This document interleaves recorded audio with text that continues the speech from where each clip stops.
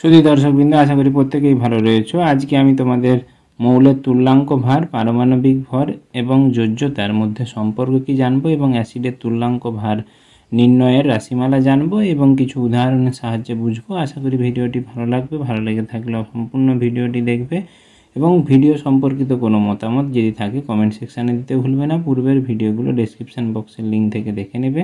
তোমাদের তুল্যাঙ্ক ভার ব্যাপারটা কিন্তু পরীক্ষাতে খুবই গুরুত্বপূর্ণ, এই জন্য তুল্যাঙ্ক ভার সম্পর্কিত তোমার সব ভিডিওগুলো কিন্তু সম্পূর্ণ আকারে দেখবে।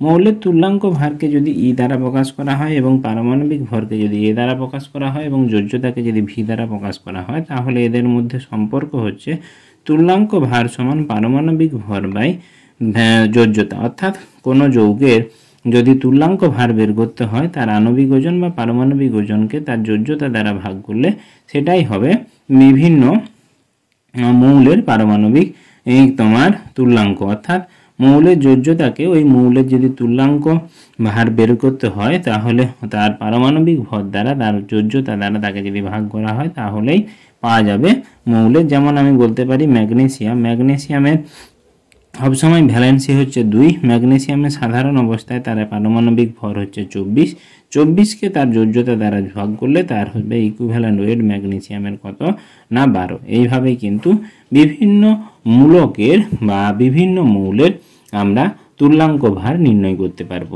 অ্যাসিডের তুল্যাঙ্ক ভার এবারে জানবো। অ্যাসিডের তুল্যাঙ্ক ভার সমান অ্যাসিডের আণবিক ওজন, কোনো অ্যাসিডের যে অ্যাসিডের বের করানো হচ্ছে সেই অ্যাসিডের আণবিক ওজন ডিভাইডেড বাই ওই অ্যাসিডের ক্ষারগ্রাহিতা বা উৎপন্ন হাইড্রোজেন প্লাস আয়নের বা হাইড্রোনিয়াম আয়নের সংখ্যা, উৎপন্ন হাইড্রোনিয়াম আয়নের সংখ্যা। সাধারণ একটি উদাহরণের সাহায্যে যদি বোঝার চেষ্টা করি, যেমন আমরা সালফিউরিক অ্যাসিডের আমরা তুল্যাঙ্ক ভার নির্ণয় করব। সালফিউরিক অ্যাসিড যদি বিয়োজিত হয়, আমরা প্রত্যেকেই জানি যে দুটো হাইড্রোনিয়াম আয়ন দেয় এবং সেই সঙ্গে সালফেট 2 আয়ন দেয়। তাহলে আমরা এর আগের ভিডিওতেই বের করেছি যে হাইড্রোজেন পরমাণু এখানে সামনের যে কিছু নেই, মানে 1কে নিচের সংখ্যা 2 দ্বারা গুণ করলে হাইড্রোজেন পরমাণু দুটো রয়েছে। হাইড্রোজেন পরমাণুর প্রত্যেকটির ভর 1, 2 গুণিতক 1। সালফেট রয়েছে একটি, সালফেটকে একটির 32, অক্সিজেন রয়েছে 4টে পরমাণু এবং প্রত্যেকের ওজন হচ্ছে 16 করে।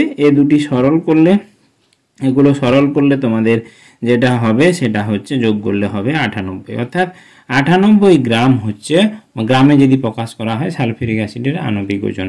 এই 98কে তাহলে কতগুলো হাইড্রোজেন আয়ন হাইড্রোনিয়াম আয়ন উৎপন্ন করলো না, 2টি হাইড্রোনিয়াম আয়ন উৎপন্ন করলো। অর্থাৎ সালফিউরিক অ্যাসিডের তুল্যাঙ্ক ভার কত হবে না, তুল্যাঙ্ক ভার হচ্ছে আমার আণবিক ওজন হচ্ছে 98, হাইড্রোজেনিয়াম আয়ন উৎপন্ন করছে 2টি, অর্থাৎ 98/2 করলে তোমাদের হবে উত্তর।